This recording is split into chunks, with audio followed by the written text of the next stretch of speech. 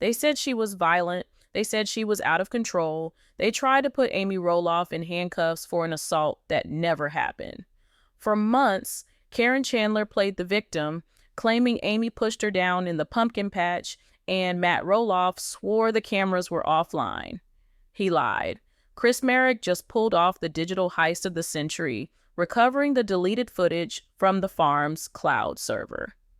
And what you are about to see doesn't just clear Amy's name, it proves that Caryn Chandler staged a fall to frame her rival. The master plan has been revealed, and the tape is rolling.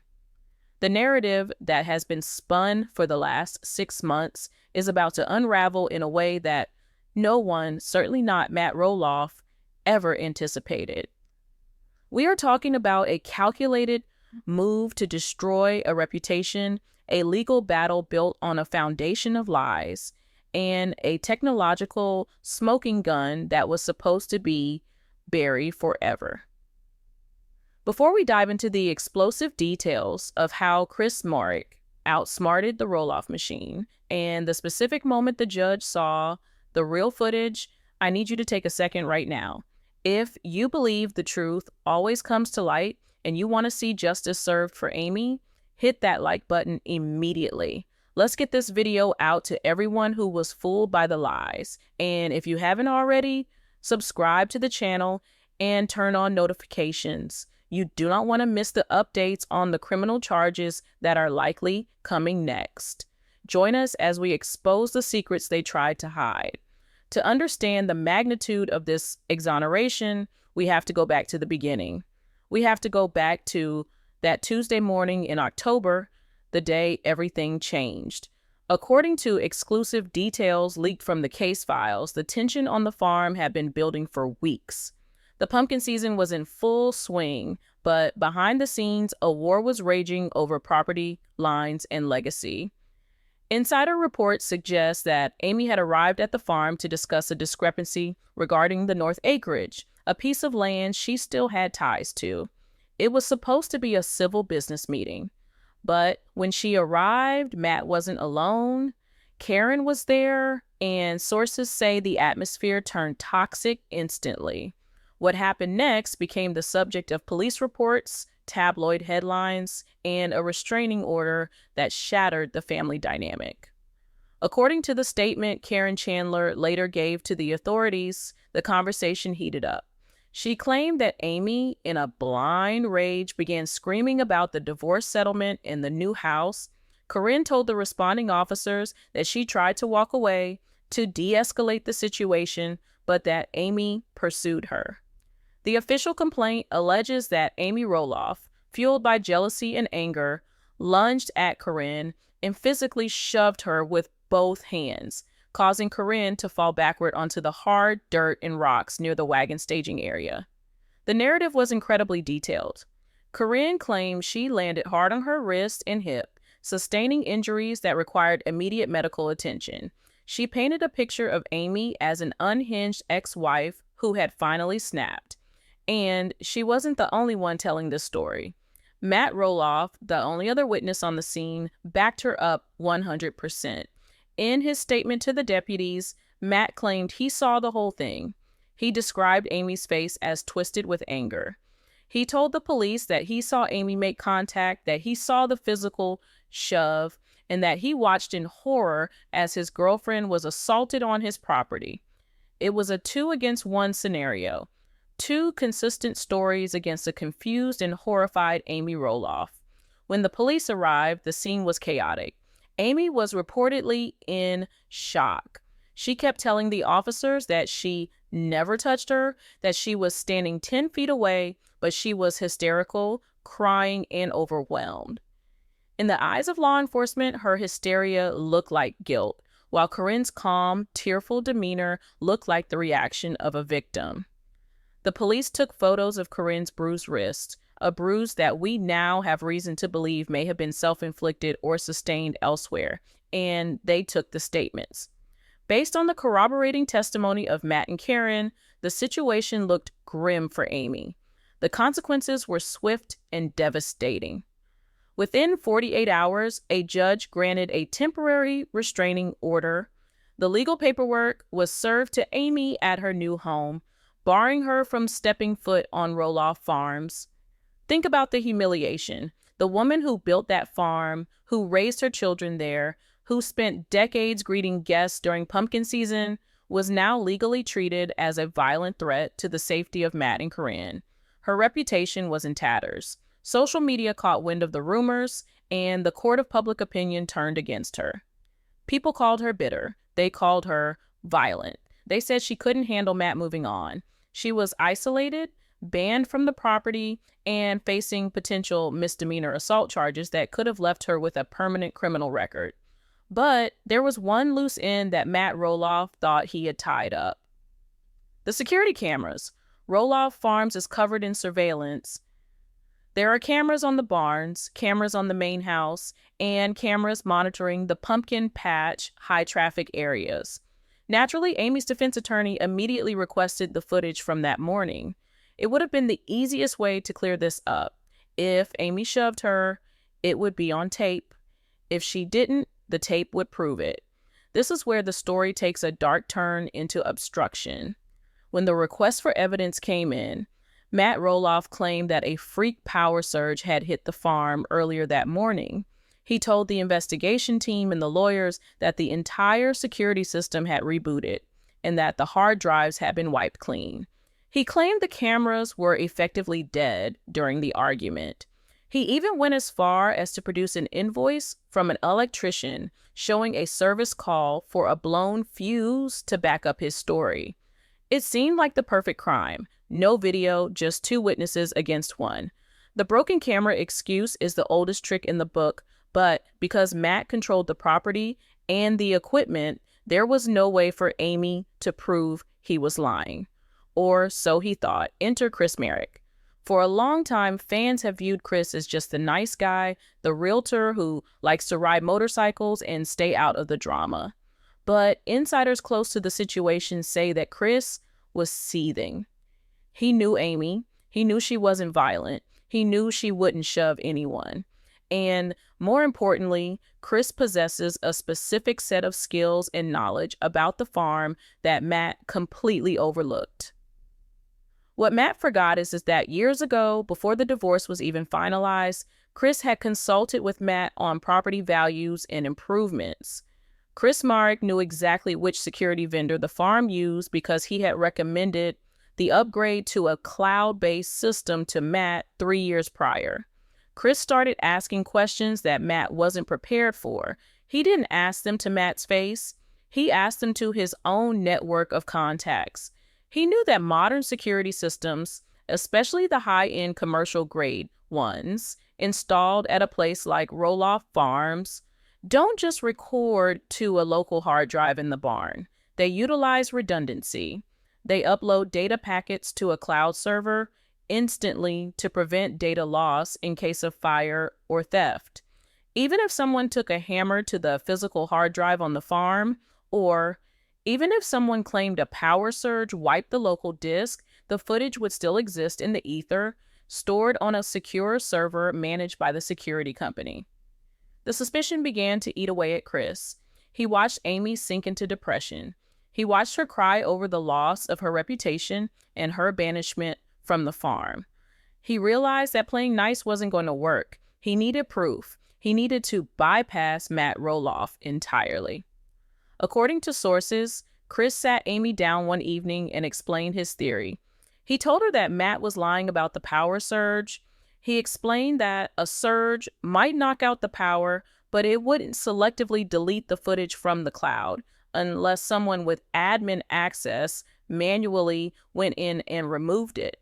And even then, most cloud services have a trash bin feature where deleted files sit for 30 to 60 days before they are permanently scrubbed.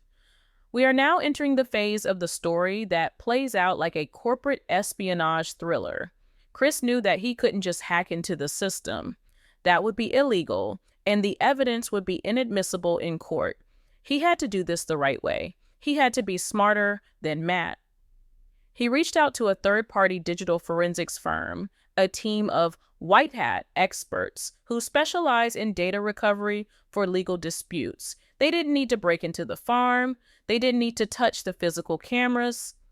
They needed a court order to subpoena the logs from the security company directly. It was a gamble. It cost thousands of dollars in legal fees and retainer costs for the forensic team. Amy was hesitant. She was afraid that maybe the footage really was gone, or worse, that the angle would look bad and somehow support Caryn's lies. But Chris was adamant. He knew the layout of the farm. He knew where the cameras were positioned. He knew that the camera on the corner of the mule barn pointed directly at the spot where the argument happened. He told Amy that they had to take the shot. The forensic team went to work. They filed the necessary motions, bypassing Matt's legal team and going straight to the service provider, hosting the cloud data. The request was simple: provide the activity logs and backup archives for the date and time of the alleged assault. The wait was excruciating. For 2 weeks, Chris and Amy sat in silence, waiting for the phone to ring, wondering if the digital trail had gone cold. Then the call came. The lead forensic analyst asked Chris and Amy to come to their office immediately. They didn't say much over the phone, just that they had found something significant. When they arrived at the office, the mood was serious. The analyst pulled up the logs on a large monitor. The first thing they debunked was the power surge. The logs showed 0 interruption in power or connectivity on that Tuesday. The system was online and recording at full capacity. This was the first smoking gun. Matt Roloff had filed a false statement regarding the equipment failure.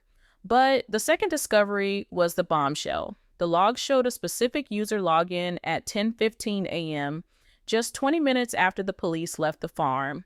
The user was listed as admin M. Roloff.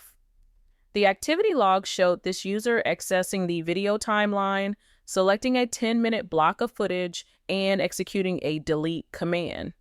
Matt hadn't just claimed the footage was missing, he had actively destroyed evidence. However, Chris's hunch about the cloud backup was correct. The system was designed to protect against accidental deletion. When Matt hit delete, the file didn't vanish into thin air. It was moved to a pending deletion folder on the server, a failsafe that Matt, who isn't exactly a tech genius, didn't know existed. The forensic team had recovered the file. They had the 10 minutes that Matt tried to erase from history. They had the raw, high-definition video and audio of the entire incident in the pumpkin patch. Chris reached for Amy's hand as the analyst prepared to play the clip. This was the moment of truth. This was the moment that would decide if Amy was a criminal or a victim of a grand conspiracy.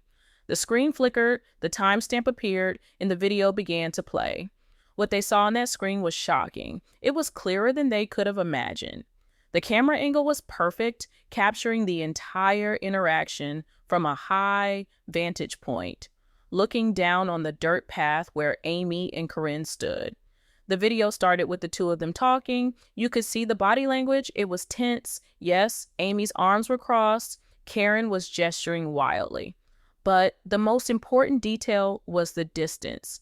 They were not in each other's faces. There was a clear gap of about 8 to 10 feet between them. The audio, crisp and clear, picked up the argument. They were bickering about the property line, but Amy wasn't screaming. She wasn't lunging. She was standing her ground, firmly stating that she wouldn't sign the new agreement. Then the moment happened, the moment that changed everything.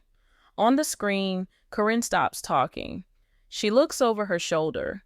The camera captures Matt Roloff, standing by the barn, out of Amy's direct line of sight but visible to Caryn. Matt gives a subtle, almost imperceptible nod. It was a signal. Immediately after seeing the nod, Caryn turns back toward Amy, takes a dramatic step backward, and then throws herself onto the ground. It wasn't a stumble. It wasn't a trip. It was a theatrical, intentional flop. She threw her arms up, let out a scream that the microphone picked up clearly, and landed in the dirt. Amy, on the video, freezes. She doesn't move toward Caryn. She steps back, her hands up in confusion, looking around as if to ask, what just happened? She is nowhere near Caryn. She never touched her. The air between them was empty. The physical contact that Caryn described in her police report, the two-handed shove, simply did not exist. The video shows Caryn rolling around on the ground, clutching her wrists, while Amy stands frozen in shock 10 feet away. Then the betrayal deepens. The video shows Matt walking into the frame seconds later. He doesn't run, he walks. He doesn't look at Caryn's injuries first. He looks directly at the camera. He checks the angle. He pulls out his phone and dials 911.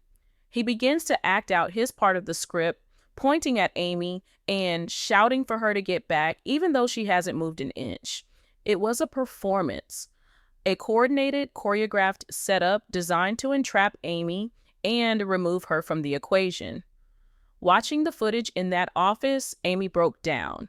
But these weren't tears of sadness anymore. They were tears of relief and sheer horror at the depths her ex-husband and his girlfriend were willing to sink to. Chris, on the other hand, didn't cry. He smiled. He knew they had them. They didn't just have proof of innocence. They had proof of a crime. Filing a false police report, perjury, tampering with evidence, and conspiracy. The master plan had been caught in 4K resolution. But having the tape was one thing. Using it was another. They couldn't just leak it to the internet. That would give Matt and Caryn time to spin a new story or find a legal loophole to suppress it. They had to spring the trap in the one place where lies don't survive, the courtroom. The hearing to make the restraining order permanent was scheduled for the following week. It was the perfect stage for the reveal. Matt and Caryn would be there, under oath, ready to lie to a judge. Chris and Amy's lawyer prepared the strategy. They would let Caryn take the stand. They would let her tell her fake story one more time, on the record, under penalty of perjury. And then they would drop the hammer. The plan was set. The file was copied to a secure drive. The forensic expert was subpoenaed to testify to the authenticity of the footage. The days leading up to the court date were a blur of nervous anticipation. Amy had to maintain her composure. She couldn't let on that she knew the truth. She had to walk into that courtroom looking like the defeated woman Matt hoped she was.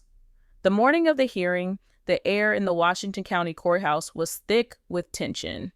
It was the kind of atmosphere where a single spark could ignite an explosion. Matt Roloff and Caryn Chandler arrived separately from Amy, flanked by a high-priced legal team that Matt had spared no expense in assembling.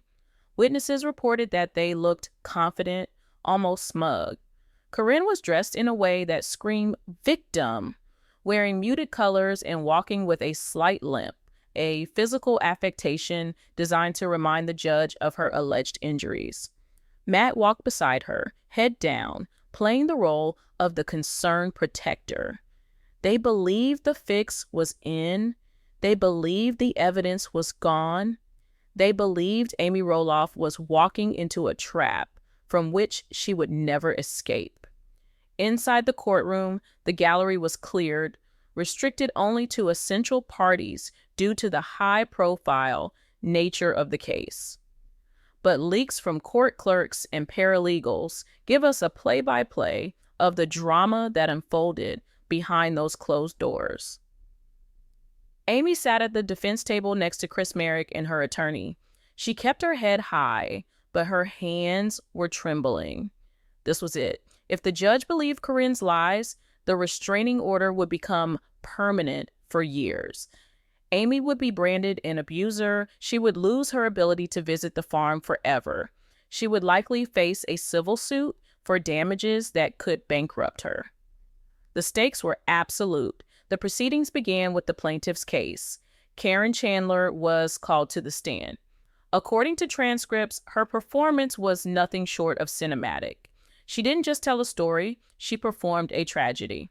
Under direct examination from Matt's lawyer, she recounted the events of that Tuesday with trembling lips.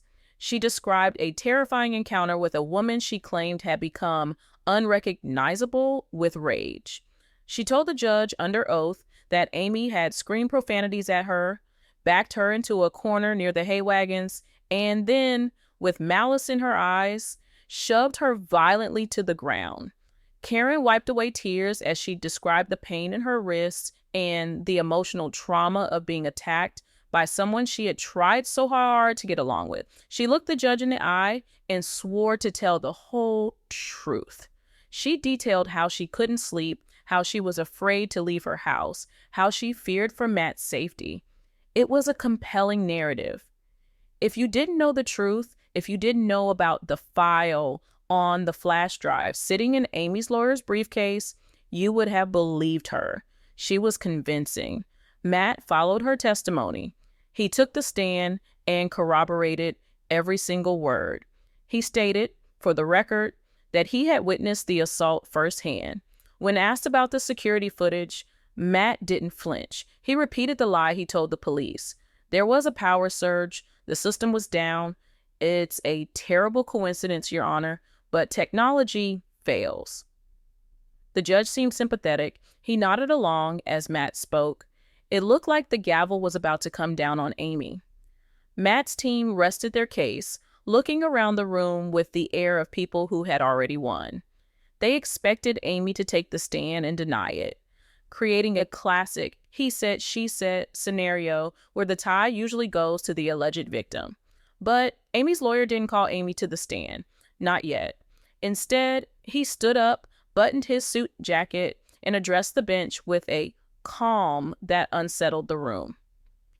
Your Honor, he said, his voice echoing in the silent courtroom. The defense moves to introduce new evidence, Exhibit A. He pulled a small silver USB drive from his pocket and held it up. We dispute the plaintiff's claim that the security cameras were non-functional. In fact, we have recovered the complete, unedited audio-visual record of the incident from the cloud server archives. The reaction was instantaneous. Matt Roloff's face reportedly drained of all color. He whispered frantically to his attorney. His lawyer shot up, objecting loudly. Objection! Surprise evidence! We haven't had a chance to review this. This is highly irregular. The panic was palpable. Matt knew exactly what was on that drive. He knew he hadn't just been caught in a lie. He had been caught committing perjury. The judge, sensing that the dynamic of the room had just shifted violently, overruled the objection. He ordered the bailiff to connect the drive to the courtroom's media system. For the next 3 minutes, the only sound in the room was the hum of the projector and the pounding of Matt Roloff's heart. The video appeared on the large screens facing the judge and the witness stand where Caryn was still seated. The timestamps matched the police report perfectly. The image was crisp. Everyone in the room leaned forward. They watched Amy and Caryn talking. They saw the distance between them. They heard the argument, which, while heated, was nonviolent. And then the room watched the pivotal moment. They saw Caryn look at Matt. They saw Matt nod. They saw Caryn throw herself backward onto the hay bale with the grace of a soccer player trying to draw a penalty card. They saw her scream in an empty space. They saw Amy's genuine look of confusion. And most damning of all, they saw Matt check the camera angle before calling 911. The silence that followed the video was deafening. It wasn't the silence of boredom. It was the silence of shock. The judge, a veteran of the bench who had seen thousands of cases, stared at the screen, then paused the video on the frame where Caryn was midair, with Amy standing 10 feet away. He looked at Caryn, who was now trembling for real. He looked at Matt, who was staring at the floor, unable to meet anyone's gaze. The judge turned to Caryn Chandler. "Ms. Chandler," he said, his voice dropping an octave, losing all traces of sympathy. "Can you explain to this court why you just testified that the defendant shoved you when this video clearly shows you throwing yourself to the ground?" Caryn stammered. The script was gone. There was no rehearsal for this. She tried to say something about the camera angle being deceptive, about feeling a psychic shove, but she was digging a deeper hole. The judge cut her off. He turned to Matt's lawyer. "Counsel, I suggest you advise your clients of their Fifth Amendment rights immediately, because what I have just witnessed appears to be a criminal conspiracy to file a false police report and commit perjury." The ruling was swift and brutal. The judge dismissed the restraining order with prejudice, meaning it was thrown out permanently and could never be refiled. But he didn't stop there. He verbally reprimanded Matt and Caryn in open court, calling their actions a mockery of the judicial system and a malicious attempt to weaponize the law against a family member. He ordered that the video evidence be preserved and forwarded to the district attorney's office for review. Amy Roloff let out a breath she had been holding for 6 months. She looked at Chris, and he squeezed her hand. They had done it. They hadn't just won, they had annihilated the lie. As they walked out of the courtroom, the dynamic had flipped. Matt and Caryn didn't leave through the front door. They requested a security escort out the back to avoid the few reporters who had gathered, sensing a scoop. Amy walked out the front, head high, vindicated. But the story doesn't end with a dismissed case. This was just the defensive victory. Now, it was time for the offense. You don't try to frame someone for assault and get away with it just because the judge caught you. There are consequences, severe legal consequences. In the days following the hearing, the reality of the situation began to set in for Matt and Caryn. The Little People Big World fan base erupted as details of the hearing leaked. The internet sleuths who had previously doubted Amy were now rallying behind her, demanding justice. And Amy, emboldened by the truth and the support of her husband, decided that simply walking away wasn't enough. Matt and Caryn had tried to ruin her life. They had tried to take her freedom. It was time to hold them accountable. Amy's legal team filed a massive countersuit. The headline charge, Malicious Prosecution. This is a serious civil tort. It alleges that the accusers, Matt and Caryn, initiated a legal proceeding, the restraining order and assault charges, without probable cause and with malice, meaning they did it specifically to harm Amy. Because they lied to the police and the court, they lost what is known as qualified immunity. Usually, you can't be sued for reporting a crime, but if you fabricate the crime, you are liable for every penny of damage you cause. The lawsuit seeks damages for defamation of character, emotional distress, and the reimbursement of all legal fees. But the civil suit is just about money. The real danger for Matt and Caryn lies in the criminal investigation that the judge triggered. Let's talk about the criminal exposure here because it is massive. First, there is the charge of filing a false police report. Both Matt and Caryn signed official statements claiming an assault occurred. The video proves it didn't. That is a misdemeanor in Oregon, punishable by jail time and heavy fines. Then there is perjury. They lied under oath during the hearing. Perjury is a felony. If the district attorney decides to pursue this, and with video evidence, it's an easy win, Caryn could be looking at actual prison time. And for Matt, it gets even worse. He is the one who accessed the server. He is the one who deleted the file. That is a specific crime called tampering with physical evidence. In many jurisdictions, destroying evidence in a pending criminal or civil investigation is a felony that carries a deeper sentence than the perjury itself. Matt Roloff, the patriarch of the farm, the man who prided himself on control, is now facing the possibility of being a convicted felon. Sources close to the farm say that the fallout inside the family has been nuclear. The children are reportedly horrified. Jeremy and Zach, who have had their own issues with Matt over the farm negotiations, are allegedly refusing to speak to him until he publicly apologizes to their mother. The holidays are canceled. Filming for the show has been halted indefinitely by the production network, who are scrambling to figure out how to handle a cast member who is being investigated for framing his ex-wife. The countersuit filings revealed even more dark details.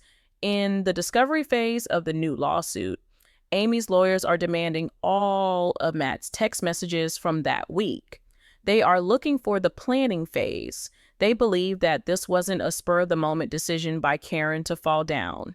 They believe, based on the coordinated nod seen in the video, that this was premeditated. They are looking for texts between Matt and Caryn discussing how to get Amy banned from the property so they could sell the north side without her interference. If those texts exist, this goes from a simple false report to a criminal conspiracy. Chris Marek is being hailed as the hero of this saga. He didn't just stand by his wife. He used his intellect and his resources to save her. He saw through the gaslighting when everyone else was wavering. Insider reports say that Matt is terrified of Chris now. He realized too late that Chris isn't just a passive observer. He is a formidable opponent who understands the technology that Matt takes for granted. As the civil suit moves forward, Matt's lawyers are frantically trying to settle. They are offering money, they are offering land, they are offering public apologies. They are desperate to make this go away before it goes to a jury trial. Can you imagine a jury watching that video? Can you imagine 12 strangers watching a wealthy reality TV star and his girlfriend fake a fall to frame the mother of his children? The punitive damages would be astronomical. They would lose the farm. But Amy isn't settling, not this time. Sources say she wants her day in court. She wants the world to see the video. She wants the full transcript of Matt's deposition released to the public. She is fighting not just for herself, but for every woman who has been gaslit, every person who has been falsely accused by someone with more power and money. The narrative has shifted from poor Amy to unstoppable Amy. She is currently working with the district attorney to ensure that the charges stick.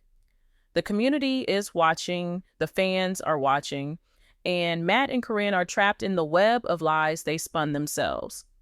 The master plan didn't just fail, it backfired in the most spectacular way possible. The question now is not if Matt and Caryn will pay, but how much? Will the DA press for jail time to make an example of them? Will the network fire them from the show to save face? Will the Roloff family ever recover from a betrayal this deep? The video footage was the key, but the door it unlocked leads to a room full of skeletons that Matt Roloff never wanted anyone to see. The walls are closing in on Roloff Farms, but not for the reason Matt Roloff ever expected. While Amy and Chris were celebrating their victory in the courtroom, the legal machinery that Matt tried to manipulate was quietly turning against him. We are receiving reports from sources inside the Washington County District Attorney's Office that this investigation has officially expanded beyond a simple false police report. The recovered cloud footage was just the tip of the iceberg. What the forensic team found in the metadata of those deleted files has exposed a level of premeditation that is chilling. According to leaked details from the digital forensic report, the timeline of the deletion tells a story of panic and cover-up. We now know that Matt accessed the server not just once, but 3 times that morning. The first time was to check if the camera was recording. The second time was 5 minutes before Amy arrived. And the third time was immediately after the police left to execute the wipe. This destroys any defense of accidental negligence. This was a calculated operation, but the most damning piece of new evidence isn't video, it is text. As part of the discovery process for Amy's malicious prosecution lawsuit, her legal team subpoenaed the text message logs between Matt and Caryn for the 48 hours leading up to the incident. Matt's lawyers fought tooth and nail to keep these private, citing personal correspondence, but the judge overruled them, stating that evidence of a conspiracy voids any privacy expectations. What those texts reveal is shocking. Insider sources allege that the night before the confrontation, a text was sent from Caryn's phone to Matt asking, "Are we sure the blind spot is covered?" Matt's alleged response, "Don't worry about the camera. I control the feed. Just make sure she reacts." If these texts are authenticated and entered into evidence, we are looking at conspiracy to commit fraud and conspiracy to file a false report.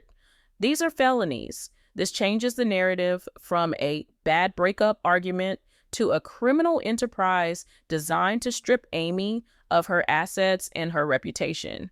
The theory is that they wanted a restraining order to force a distress sale of the remaining land, effectively kicking Amy off the deed for pennies on the dollar. It was a financial hit job disguised as a domestic dispute. The fallout has reached the corporate offices of TLC. Executives are reportedly scrambling. For years, the network has protected Matt, editing the show to make him look like the visionary businessman and Amy like the chaotic obstacle. But you cannot edit your way out of a criminal indictment. Rumors are swirling that production on the next season has been suspended indefinitely. The network cannot risk the liability of employing cast members who are actively being investigated for framing a co-star. Matt Roloff, who loves nothing more than the fame and the paycheck, is facing the terrified reality of being canceled, not by woke mobs, but by his own criminal actions. Meanwhile, reports suggest that Matt and Caryn have fled the state. Neighbors have reported seeing packed suitcases and the farm's main house sitting dark for days. It is believed they have retreated to their property in Arizona, perhaps hoping the heat will die down. But jurisdiction doesn't stop at the state line. If the district attorney issues an arrest warrant, which legal experts say is imminent given the video evidence, extradition from Arizona to Oregon is a simple formality. Imagine the scene: Matt Roloff and Caryn Chandler being escorted back to Oregon in handcuffs to face the judge they lied to. It is a downfall of Shakespearean proportions. Amy, however, is not hiding. She is glowing. For the first time in years, she is free. She is free from the gaslighting, free from the manipulation, and free from the fear that no one believes her. She has been seen out in town with Chris, laughing, holding hands, and engaging with fans who are now apologizing for ever doubting her. Chris Marek's stock has skyrocketed. He is no longer just the new husband. He is the protector. He is the strategist who saw the chessboard when Matt thought he was playing checkers. By hiring that forensic team, Chris didn't just save Amy's legal standing, he saved her soul. He proved to her that she wasn't crazy, that she wasn't imagining the malice. He validated her reality. Matt's legal team is currently in full damage control mode. Insider leaks indicate they have reached out to Amy's lawyers with a settlement offer that is frankly insulting. They reportedly offered a 7-figure sum and a reinstatement of her farm access in exchange for dropping the civil suit and signing a strict non-disclosure agreement. They want to buy her silence. They want to bury the video. They want to pretend this never happened so they can salvage their reputation in their TV show. But here's the best part. Amy said no. According to sources close to the family, Amy Roloff tore up the offer. She doesn't need his money. She has her own business, her own life, and thanks to the truth coming out, a reinvigorated fan base. She told her lawyers that she isn't interested in a settlement that hides the truth. She wants a public admission of guilt. She wants Matt and Caryn to stand in front of a camera, unedited, and admit that they staged the fall.